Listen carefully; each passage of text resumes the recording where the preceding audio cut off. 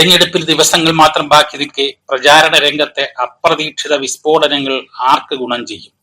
LDF വിജയപ്രതീക്ഷ വെച്ചിട്ടുള്ള വടകരയും തൃശൂരും വന്നുപെട്ട തിരിച്ചടി തിരഞ്ഞെടുപ്പിൽ അവരെ ബാധിക്കുമോ?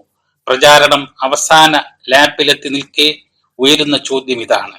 പൂരം പൊളിച്ച പോലീസ് നടപടി BJPക്കാകുമോ UDFനാകുമോ ഗുണം ചെയ്യുക? LDFന് കനത്ത തിരിച്ചടിയാണിത് ഉണ്ടാക്കിയതെന്നതിൽ തർക്കമില്ല. പോലീസ് കമ്മീഷണറെ മാറ്റിയാൽ തീരുന്നതല്ല പ്രശ്നം. ഇടത് ക്യാമ്പിലുണ്ടാക്കിയ അമ്പരപ്പും ഇതുതന്നെ. മറ്റു മണ്ഡലങ്ങളെയും ഇത് ബാധിക്കുകയും ചെയ്യും.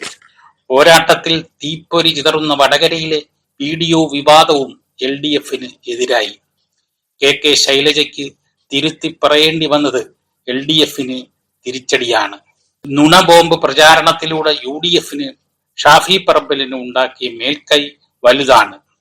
രാഹുൽ ഗാന്ധിക്കെതിരെ മുഖ്യമന്ത്രി പിണറായി വിജയൻ ആവർത്തിച്ചുള്ള കടന്നാക്രമണത്തിൽ മത ന്യൂനപക്ഷങ്ങൾക്കിടയിൽ അമർഷമുണ്ട്. പൗരത്വ നിയമ ഭേദഗതിക്കെതിരെ കോൺഗ്രസ് നടത്തിയ സമരം മറന്നാണ് പിണറായിയുടെ ആക്രമണം. ഇത് ഇടതിന് ഗുണത്തേക്കാൾ ദോഷമാണ് വരുത്തുക.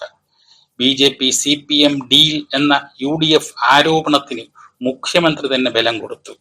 LDFന് ക്രൗഡ് പുള്ളർ നേതാക്കളില്ലെന്നത് പ്രചാരണത്തിന് വരുത്തുന്ന മങ്ങൽ ചെറുതല്ല.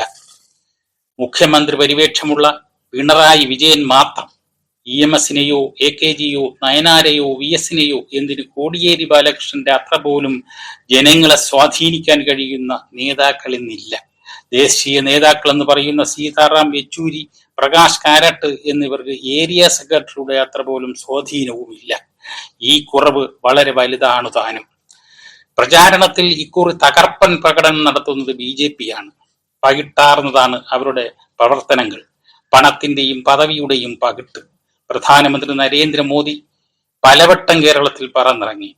പാർട്ടി അധ്യക്ഷൻ JP നദ്ദ അടക്കം നിരവധി നേതാക്കളുടെ പട, മത്സര രംഗത്തെ 2 മന്ത്രിമാർ, ഇങ്ങനെ അവരുടെ സാന്നിധ്യം സജീവമാണ്. കോൺഗ്രസിൽ രാഹുൽ ഗാന്ധിയും പ്രിയങ്ക ഗാന്ധിയും തന്നെയാണ് സ്റ്റാർ ക്യാമ്പയിനർമാർ. അവർ ജനങ്ങളെ ഇളക്കി മറിച്ചു.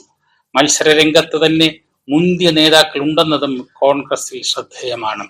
രാഹുൽ ഗാന്ധി, സംഘടനാ ചുമതലയുള്ള AICC general secretary KC Venugopal, Shashi Tharoor, K Sudhakaran, ഇങ്ങനെ. അവസാന അടവുകൾ ആർക്കാവും അനുകൂലമാകുക? 20 മണ്ഡലങ്ങളിൽ ഭൂരിപക്ഷ മണ്ഡലങ്ങളിലും UDF തന്നെയാണ് മുന്നിൽ. ഇടത് പ്രതീക്ഷയിൽ വിള്ളലുണ്ടായത് BJPക്കാകുമോ ഗുണം ചെയ്യുക? അവസാന റൗണ്ടിൽ തിരുവനന്തപുരത്തും തൃശൂരും BJP കുതിക്കുകയാണ്. പക്ഷേ അവർക്കിവിടെ കരപറ്റാൻ ഏറെ പ്രയാസവുമാണ്.